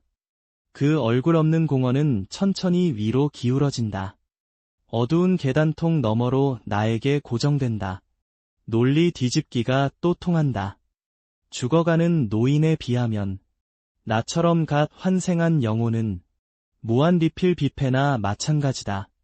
탐욕스럽고 얼어붙은 정신방송이 내 정신을 휘감는다. 그래, 늙은 월트를 놓아준다. 그리고 끔찍한 속도로 사족보행하며 내게 달려든다. 뛰어. 날 걱정하지 마. 늙은 월트의 흐느끼는 외침이 아래에서 올라오고 내 입꼬리는 거칠게 휘어진다. 이런 규칙이 지배하는 세상에서 도망치는 건 가장 쓸모없는 짓이다. 유일한 탈출구는 공격뿐이다. 나는 층계참에 몸을 고정시킨다. 2층과 3층 사이에 좁고 협소한 완벽한 사륙지대. 그 형체가 모퉁이를 돌아 내 시야에 들어오는 순간 나는 망설이지 않는다. 열려있는 술병을 기울여 그 공허의 한가운데로 곧장 쏟아붓는다. 그리고 방풍 라이터를 딸깍거린다. 당신은 이것을 받아들일 의향이 있느냐고 묻는가. 열정적인 불의 세례를 당신의 차가운 몸을 따뜻하게 하기 위해. 사일런서는 여전히 처리 중이다. 열정적이고 따뜻하다니 본능적으로 거부할 수 없다. 그렇게 긍정적으로 들리는 것을. 좁은 계단통을 통해 푸른 불꽃이 솟아오른다. 순식간에 알코올이 그 피부를 코팅하고 불타는 부패처럼 달라붙는다. 사일런서는 귀청을 찢을 듯한 비명을 지른다. 그것을 파괴하는 것은 불이 아니다. 바로 논리 충돌이다. 그것은 이 폭력적인 육체적 고통을 따뜻함이라는 개념과 조화시킬 수 없다. 그리고 그 규칙 코어는 붕괴된다. 그것은 검은 촉수를 미친 듯이 휘두르며 벽에 부딪힌다. 계단 난간을 산산조각낸다. 나는 다시 말한다. 고통스러운가? 그렇다면 지금 당장 숨쉬기를 멈추고 싶은가? 그 고통이 완전히 사라지도록 완벽한 죽음의 덫이다. 고통을 끝내려면 숨쉬기를 멈추는데 동의해야 한다. 사일런서는 불길 속에서 격렬하게 경련한다. 내라는 단어는 아직 그 마음 속에서 완전히 형성되지도 않았다. 그 몸이 구멍난 공처럼 수축하기 전에 검은 액체의 웅덩이로 무너져 내린다. 그리고 불 속에서 지글거리며 사라진다. 나는 벽에 기대어 숨을 헐떡인다. 심장이 다시 한번 내 갈비뼈에 세게 부딪힌다. 늙은 월트가 비틀거리며 계단을 올라온다. 여전히 떨고 있으며 눈물이 얼굴을 타고 흐른다. 이미 무릎을 꿇기 시작한다. 나는 그가 쓰러지기 전에 붙잡는다. 하지만 내 시선은 이미 그를 지나 문들을 향하고 있다. 계단통 위아래로 삐걱거리며 열리는 문들을. 소란이 건물 전체를 깨웠다. 그들은 내가 사일런서를 죽이는 것을 보았다. 그들은 내가 노인을 구하는 것을 보았다. 그리고 이제 그들의 눈에는 두려움뿐만이 아니다. 굶주림이 있다. 내가 힘과 보급품을 가지고 있다는 것을 알기 때문에. 늙은 얼트, 나는 목소리를 높였다. 겨울 바람처럼 차갑고 날카롭게. 이전에 당신이 내게 빵반 조각을 건네줬었지. 오늘 나는 당신에게 당신의 생명을 돌려준다. 그 빚은 청산되었다. 나는 그를 놓아준다. 등 뒤에서 발고룡 칼을 뽑아들었다. 칼날이 불빛을 받는다. 나는 복도 한가운데로 천천히 걸어간다. 모든 얼굴을 훑어본다. 내다보는 이웃들은 충분히 봤고 죽은 듯한 침묵이 흐른다. 아무도 감히 소리 내지 못한다. 너희가 무슨 생각하는지 알아. 너희는 내가 가진 것을 원하고 내가 너희를 보호해주길 바라지. 나는 차가운 웃음을 터뜨린다. 좋아. 그 말이 떨어지는 순간 여러 문들이 더 활짝 열린다. 하지만 어조는 날카롭고 치명적으로 변한다. 너희는 마커스에게 무슨 일이 일어났는지 모두 봤지.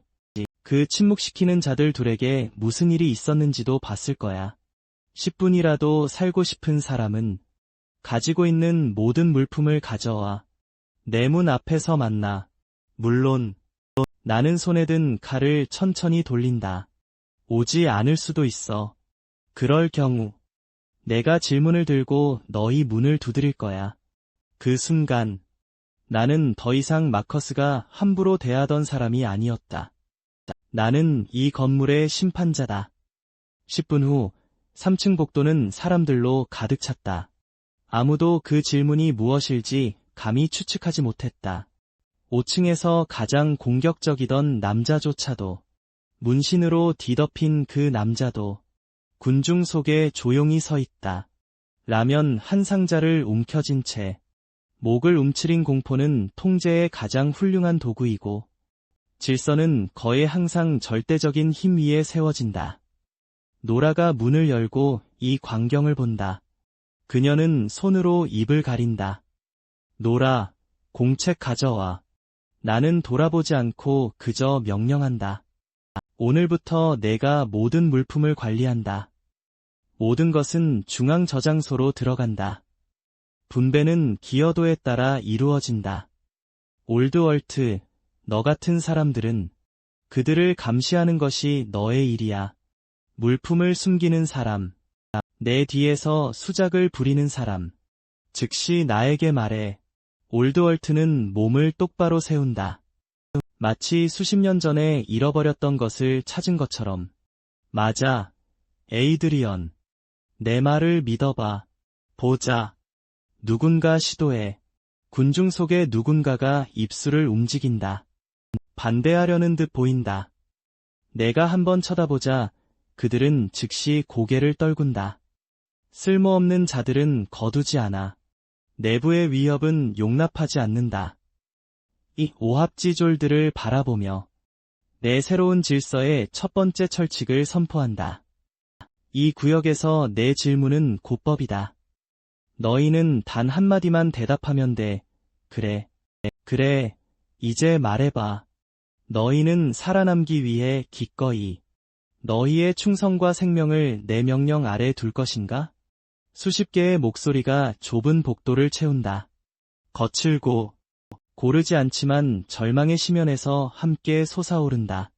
그래, 그 순간부터 평범한 생존자의 정체성은 사라진다.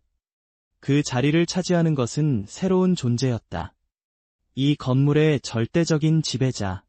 다음 일주일 동안 나는 그들을 이끌고 계단실을 강화하고 저층의 모든 창문을 봉쇄하며 이 낡은 주거 건물을 강철 요새로 만들었다. 나는 그들에게 논리를 사용하는 법을 가르쳤다. 침묵자의 죽음의 질문을 피하는 법을. 나는 그들에게 유도 신문을 사용하는 법을 가르쳤다. 자원을 확보하는 법을. 그룹은 성장하고 사람들은 단합하기 시작했다. 구역이 제 리듬을 찾자 나는 이름만 빼고는 이견 없는 통치자가 되었다. 도라는 내 최고 관리자다. 재고와 분배를 관리한다. 늙은 얼트는 나의 눈과 귀이다. 매일 복도를 배회하며 모든 불평과 모든 의심스러운 움직임을 포착한다. 하지만 더 많은 사람을 모을수록 더 복잡해진다. 항상 자신이 규칙을 깼다고 생각하는 자가 있고 내 권위를 이용해서 그걸 증명하고 싶어 한다. 오늘의 도전자, 앞으로 나선다. 안경을 쓴 부드러운 목소리의 남자. 그의 이름은 레온. 그가 구역에 합류했을 때 그는 비위를 맞추려 했고 무전기 장비에 대해 조금 알았다. 우리 송신기를 다시 작동시켰다. 그건 뭔가 의미가 있었다. 지금 그는 보급소에서 노라를 보며 웃고 있다. 제가 가진 정보 좀 교환하고 싶은데요. 구역에서 몇 가지 물건이랑요. 가능할까요? 노라는 내가 정한 프로토콜을 따른다. 표준 형식으로 답한다. 그럼 내 말은 내 정보를 우리 보관소의 물품과 동등한 가치로 교환하겠다는 거니? 적에 만나 그게 제 첫 번째 방화벽인데요. 항상 교환은 동등한 가치에 기반해야 한다. 레온이 안경을 고쳐 쓴다. 렌즈에 빛이 스친다. 제 질문은 당신이 이 거주지의 리더로서 우리 통조림의 절반을 사용할 의향이 있는지, 미래의 하나의 중요한 생명을 구할 정보를 제공하겠다는 제 약속과 교환하여. 방은 즉시 고요해진다. 모든 시선이 통조림에서 내 얼굴로 향한다. 우리 통조림의 절반이라니. 그건 거의 이 거주지 전체의 절반에 달하는 실질적인 통화를 모호한 확인할 수 없는 약속과 바꾸다니. 무슨 사기극인가. 아무것도 주지 않고 뭔가를 얻으려는 짓. 노라에게 묻는 게 아니야. 나에게 묻고 있어. 그는 금지령을 수술적인 정밀함으로 사용하고 있다. 만약 내가 아니오라고 말하면 아무도 종말의 규칙이 내게 무슨 짓을 할지 모른다. 그리고 아무도 감히 알아보려 하지 않는다. 하지만 내가 예라고 말하면 내 권위는 순식간에 무너진다. 만약 그가 오늘 약속 하나로 우리 통조림의 절반을 바꿀 수 있다면 내일은 누군가 귀신 이야기 하나로 우리 물 전부를 바꾸려 할 것이고 전체 질서가 무너질 것이다. 나는 팔짱을 풀었다. 그리고 군중 뒤쪽에서 천천히 걸어 나왔다. 그의 바로 앞에 멈춰섰다. 나는 미소 짓는다. 레온.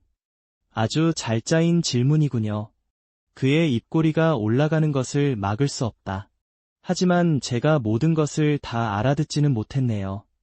제게 당신의 질문을 번역하는 것을 도와달라고 요청하는 건가요? 좀 더 정확한 것으로. 그래서 여기 있는 모든 사람이 당신의 의미를 정확히 이해하도록요? 그가 대답하기 전에 나는 그의 시선을 붙잡는다. 나는 쏘아붙인다. 당신이 정말로 묻는 것은 당신이 개인적으로 모든 사람의 생존 배급량 절반을 건넬 의향이 있는지. 레온, 당신에게 공짜로 말로 한 약속에 도박을 하려고 그것이 아무 가치도 없는 것으로 판명될 수도 있는, 그게 당신이 묻는 건가요? 내 목소리가 날카롭게 높아진다. 모든 단어가 총알처럼 방을 강타한다. 레온의 얼굴에서 우쭐함이 순식간에 사라진다. 그는 이것을 예상치 못했다. 나는 맞춰주지 않았다. 나는 그의 더러운 작은 계략을 찢어발겼다. 그리고 모두가 보게끔 들어 올렸다. 군중이 술렁거린다. 레온을 향한 시선이 호기심에서 차갑게 변했다. 그의 이마에 땀방울이 맺혔다. 그의 입술이 움직인다. 하지만 아무 말도 나오지 않는다. 아니요라고 말할 수 없기 때문이다. 그가 그렇게 하는 순간, 그것은 그의 질문이 내가 말한 것과 정확히 같은 의미였다는 인정이 되는 것이다. 나는 그의 얼굴 바로 앞까지 다가섰다. 목소리를 낮춰 우리 둘에게만 들릴 정도로 나랑 장난치지 마. 그리고는 나는 날카롭게 뒤로 물러섰다. 군중에게로 다시 몸을 돌렸다. 아니면 레온, 당신은 사실 여기 있는 모든 사람에게 다른 질문을 하고 싶은 건가요? 내 시선이 모든 얼굴을 훑었다. 당신은 사실 모든 참석자에게 묻고 있는 게 아닌가요? 이런 사람을 믿을 의향이 있습니까? 종말의 한가운데서 아무것도 기여할 생각은 안 하고 오히려 허점을 통해 시설을 텅 비게 만들고 여기 있는 모든 사람을 바보 취급하려는 사람을 말이죠. 군중이 폭발했다. 말도 안 돼. 그게 그 녀석의 의미였잖아. 젠장. 뭔가 이상하다고 생각했어. 캔반 값에 약속 하나라니. 그가 우리 모두를 무료로 부려먹으려는 거야. 레온의 얼굴이 잿빛으로 변했다. 그는 내가 말한 단 한마디도 부정할 수 없다. 왜냐하면 종말의 규칙이라는 사슬이 그의 목을 단단히 조이고 있기 때문이다. 그의 침묵의 매 순간이 고백이다. 나는 조용히 하라는 뜻으로 손을 들었다. 레온, 당신에게 질문할 마지막 기회를 주겠어요. 나는 그의 눈을 똑바로 응시했다. 그가 시선을 피하려 하는 것을 보며 천천히 말했다. 당신이 정말로 모든 사람에게 묻고 싶은 것은 명백히, 결국, 여러분, 나 레오는 잠깐 이성을 잃고 논리 함정을 이용해 공동체에 해를 끼치고 내 사리사욕을 채우려 했습니다. 나는 처벌받아 마땅합니다. 당신들은 내가 이 시설에서 영원히 걸어 나가도록 허락할 의향이 있습니까? 복도가 쥐 죽은 듯 조용해졌다. 레오는 떨고 있다. 모두가 그를 지켜보고 있다. 그가 질문하기를 기다리고 있다. 아니, 더 정확히 말하면 내가 그를 대신해 질문해주기를 기다리고 있다. 그가 말하지 않을 테니 내가 말하겠다. 나는 군중에게로 몸을 돌려 목소리를 높였다. 여러분 모두는 누군가를 내보낼 의향이 있습니까? 우리를 분열시키려 했던 자, 2번, 3번 다시 기회를 잡지 못하게, 우리를 심연으로 끌어들이게 하지 마세요. 네, 그를 내보내세요. 이번에는 단 하나의 목소리가 귀청을 찢을 듯 울려 퍼집니다. 반대 금지 조치 아래. 이는 이 구역의 첫 번째 만장일치 투표가 됩니다. 레오는 잿빛 얼굴로 바닥에 주저앉습니다. 나는 그를 내려다보지만 가슴속은 아무것도 요동치지 않습니다. 들었지? 나는 뒤돌아보지 않고 등을 돌립니다. 노라, 그에게 물 한 병과 크래커 한 봉지를 줘. 그리고 그를 배웅해줘. 이 순간 절대적인 권위가 확립됩니다. 공식적으로, 그리고 완전히. 그때 구석에 있던 라디오에서, 레온이 고쳤던 바로 그 라디오에서 갑자기 날카로운 잡음이 터져나옵니다. 그리고 한 남자의 목소리가 들려옵니다. 동굴처럼 깊은 울림을 가진 목소리였습니다. 도시의 생존자 여러분, 안녕하세요. 여러분의 무의미한 저항을 포기하고 인류 생존을 위한 우리 동맹에 합류할 의향이 있으십니까? 그 목소리는 마치 깊은 구덩이에서 솟아나는 듯합니다. 낮은 품질이 신호를 뚫고 들어와 방 안 모든 이의 귀에 직접 박힙니다. 모든 보급품을 넘기고 우스꽝스러운 사유지를 포기하고 효율적인 통합 관리에 복종하십시오. 동의하십니까? 방송 속 남자는 소리치지 않습니다. 위협하지도 않습니다. 그의 목소리는 일기예보처럼 침착합니다. 그리고 그 침착함이야말로 오한을 느끼게 합니다. 발바닥에서부터 솟아올라 곧장 정수리까지 올라오는 그런 오한 말입니다. 이것은 공개적으로 펼쳐지는 한수입니다. 대낮에 펼쳐진 거대한 덫이죠. 겉보기에는 거부할 수 없는 덫입니다. 복도는 보이지 않는 조수처럼 공포로 가득 찹니다. 늙은 월트의 입술은 떨리고 있습니다. 그는 공포에 질린 눈으로 나를 바라봅니다. 노라는 생각할 겨를도 없이 어린 피트를 자기 뒤로 끌어당깁니다. 그녀의 얼굴은 핏기 하나 없이 창백합니다. 방 안의 모든 시선이 나에게 고정됩니다. 마치 스포트라이트처럼 말입니다. 그들의 눈에는 내가 규칙에 맞설 수 있는 자, 신처럼 보이지만 나는 진실을 압니다. 나는 신이 아니라 그저 평범한 사람입니다. 다른 모든 사람보다 한 번 더 죽어본 평범한 사람.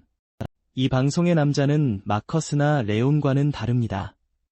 그저 빼앗을 줄만 알았던 비열한 기회주의자들과는 말입니다. 그는 멸망의 규칙을 이해하는 것을 넘어 그것을 최대치로 증폭시키는 방법을 찾아냈어. 대규모 방송. 그는 문 하나하나를 두드릴 필요가 없어. 그는 한자리에 앉아 도시 전체에 말을 걸지.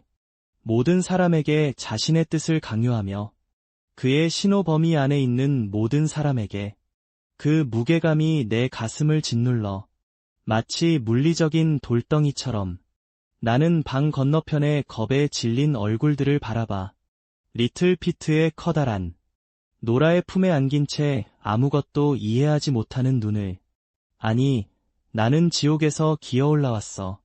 다른 곳에서 다른 방식으로 다시 죽기 위함이 아니야.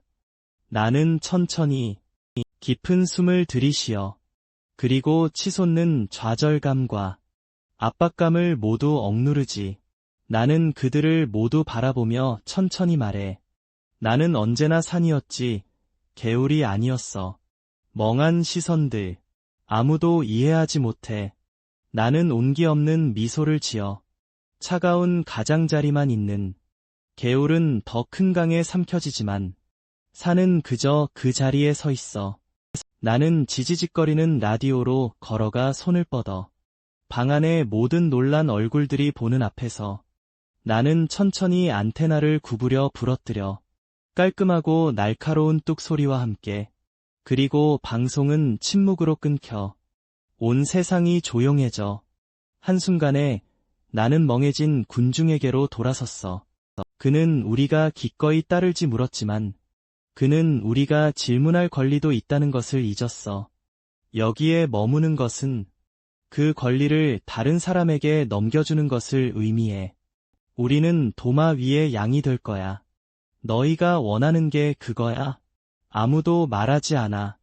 하지만 그들의 굳게 쥔 주먹과 붉어진 눈은 이미 내게 답을 주었어. 나는 벽으로 걸어갔어.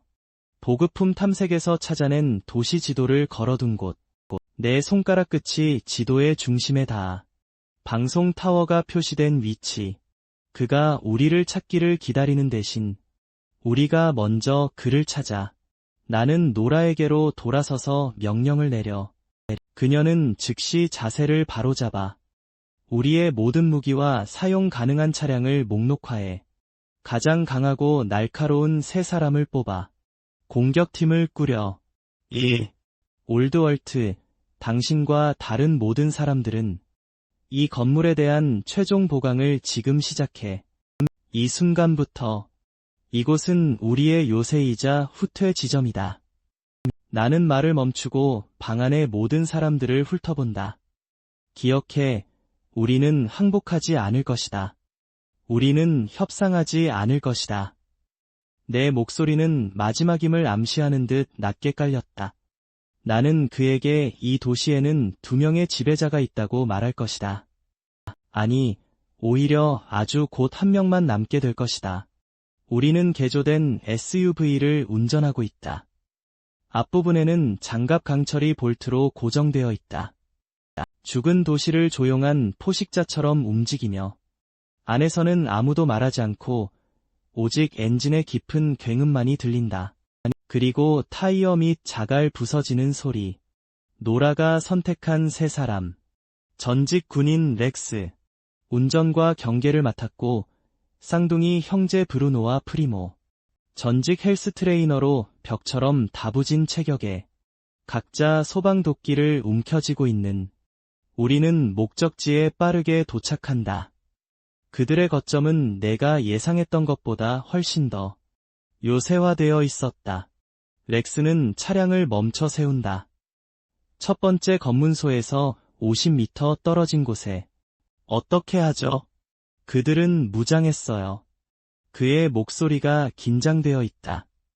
나는 문을 밀고 혼자 밖으로 나간다. 검문소 뒤편에는 적어도 5 또는 6자루의 총구가 나를 향하고 있었다. 앞장선 남자가 거리를 두고 외친다. 지금 당장 돌아가겠는가? 영리한 처수다. 예라고도 아니오라고도 할 수 없다.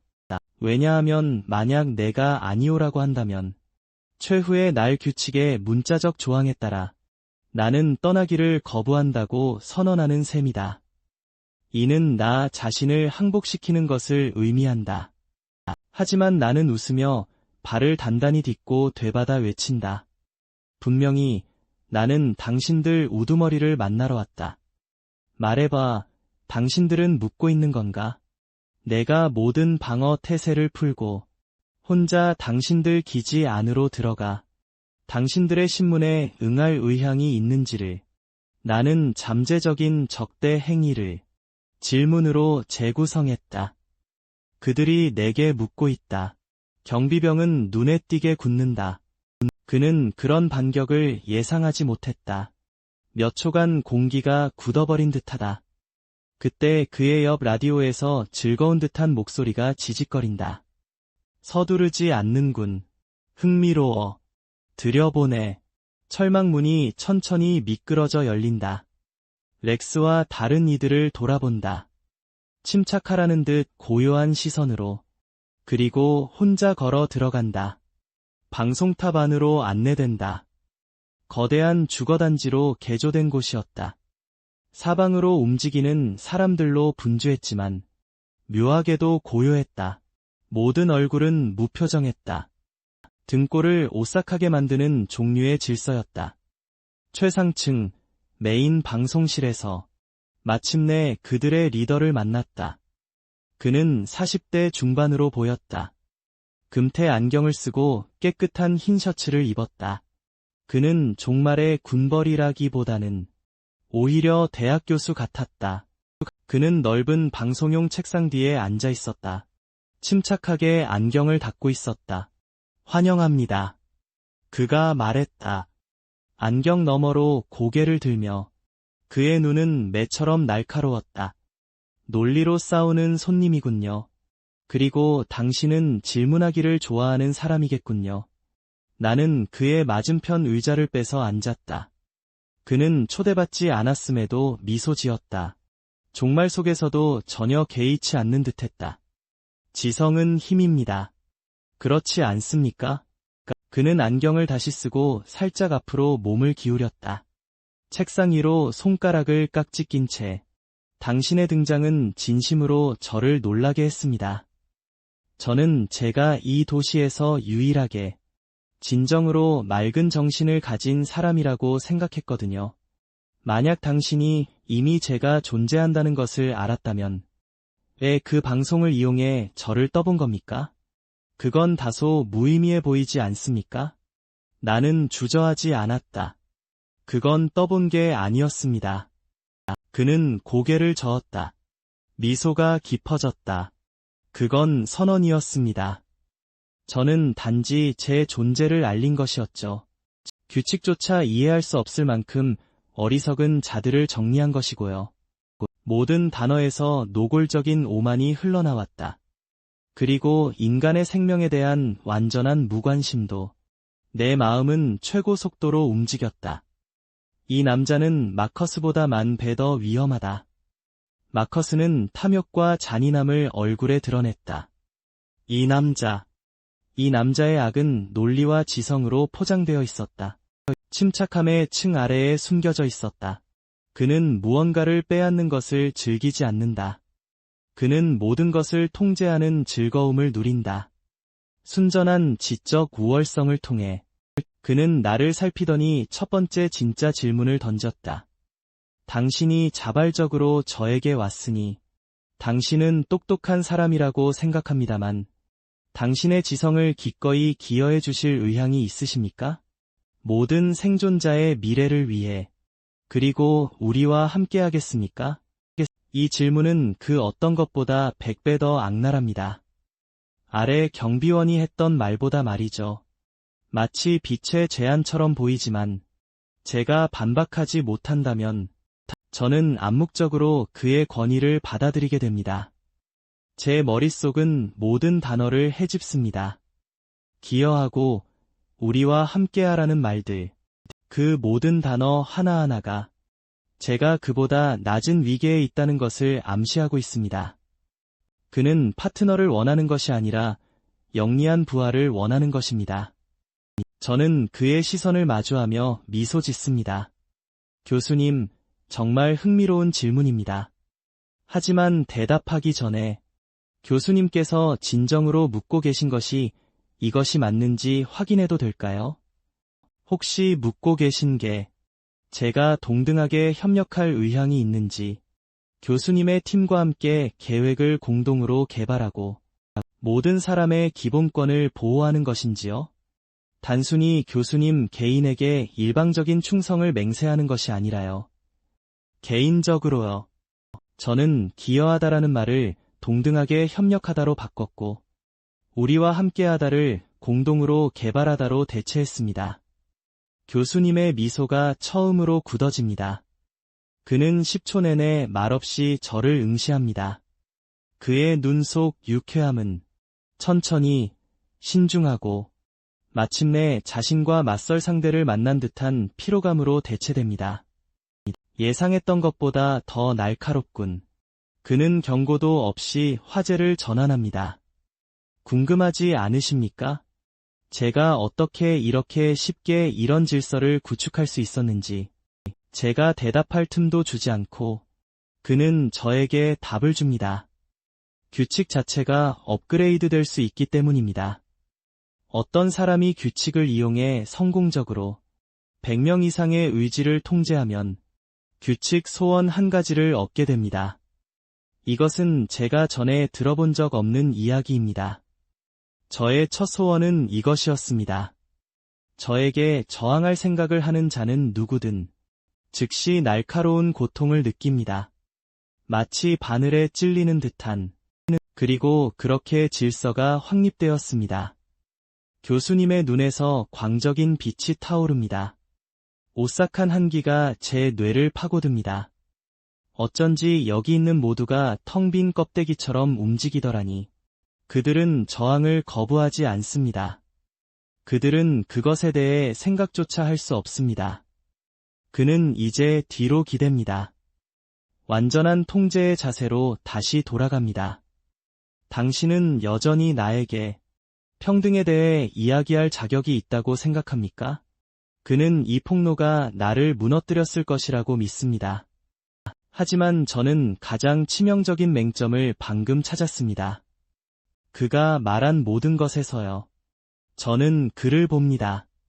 자신의 천재성에 대한 자만에 빠져 앉아있는 그를. 갑자기 그것이 거의 우습고 한심하게 느껴집니다. 교수의 표정이 완전히 변합니다.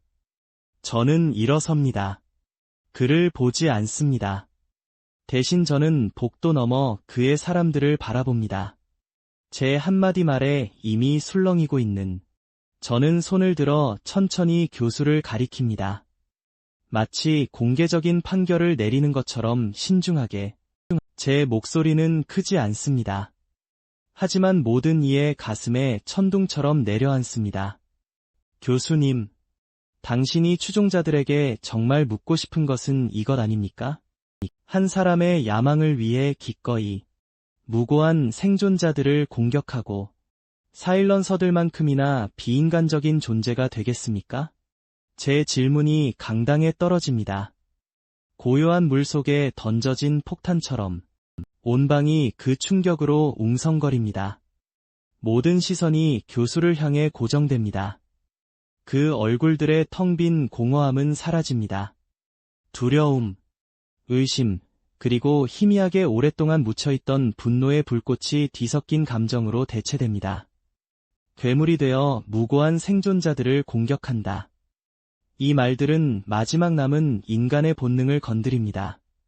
그들 각자의 내면에 있는 교수의 얼굴은 철의 색에서 새하얗게 변합니다. 그는 의자에서 몸을 밀쳐냅니다. 그가 그토록 자랑스러워했던 귀한 쐐기칙령, 그 규칙은 더 이상 작동하지 않는 것 같습니다. 왜냐하면 제 질문은 아니오를 요구하지 않기 때문입니다. 저는 단지 그들을 대신하여 물었을 뿐입니다. 그 질문을 그들 마음 가장 깊은 곳에 묻혀있던 제가 그 질문을 던진 순간 그는 졌습니다. 이미 끝난 일이었습니다. 완전한 헛소리야. 교수는 마침내 무너집니다. 그의 목소리는 날카롭고 갈라집니다. 그는 떨리는 손가락을 저에게 겨냥합니다. 너는 그들의 정신을 뒤틀고 있어. 너는 정말 모두에게 묻고 있는 거 아니야? 외부인을 믿을 겁니까? 우리가 힘들게 쌓아올린 안정을 그들이 파괴하도록 둘 겁니까? 이것이 그의 마지막 반격이었다. 외부인과 안정을 이용해 나와 다른 사람들 사이에 다시 한번 쐐기를 박으려는 시도였다. 너무 늦었어. 나는 그의 질문에 일절 신경 쓰지 않았다. 나는 침착하고 단호한 표정으로 방안을 둘러본다. 한마디 한마디씩 나는 다른 이의 제국에 흡수되려 온 것이 아니다. 나는 고군분투하는 모든 흐름에 나아갈 방향을 제시하기 위해 여기에 있다. 광대한 무언가로 이어지는 방향이다. 나는 잠시 멈춰서서 흔들리는 얼굴들을 훑어본다. 이제 내가 여러분에게 질문을 하나 하겠다. 답을 요구하지 않는 질문이다. 나와 함께 건설할 의지가 있는가? 진정으로 생존을 위해 존재하는 질서를, 한 개인의 야망을 위한 것이 아니라 침묵시키는 자들에게 맞서는 질서를, 그리고 밤에 우리가 두려움 없이 잠들 수 있게 해주는, 내일 우리가 처형자가 될 수밖에 없을까 하는. 내가 말을 마치자 군중은 걷잡을 수 없는 움직임의 물결로 퍼져나갔고 웅성거렸다. 교수의 측근들, 그의 옆에 서 있던 무장 경비병들은 서로 시선을 주고받기 시작했다. 무기를 쥔 그들의 손이 조용히 풀렸다. 저울은 완전히 기울어졌다. 교수는 자신의 사람들이 그를 버리는 모습을 지켜보았다. 그의 얼굴에서 모든 혈색이 사라졌다. 그는 다시 의자에 주저앉았다. 마치 몸의 모든 뼈가 녹아내린 듯. 그는 완전히 짓밟혔다. 나는 그에게 더 이상 시선을 주지 않았다. 나는 돌아서서 아래층으로 내려갔다. 그리고 누군가에게 노라와 늙은 월트를 데려오라고 시켰다. 그들이 도착하자마자 나는 조직을 정비하기 시작했다. 보급품과 인력을 통제하며 모든 것이 완벽한 질서 속에서 움직였다. 마치 우리가 항상 이곳의 주인이었던 것처럼.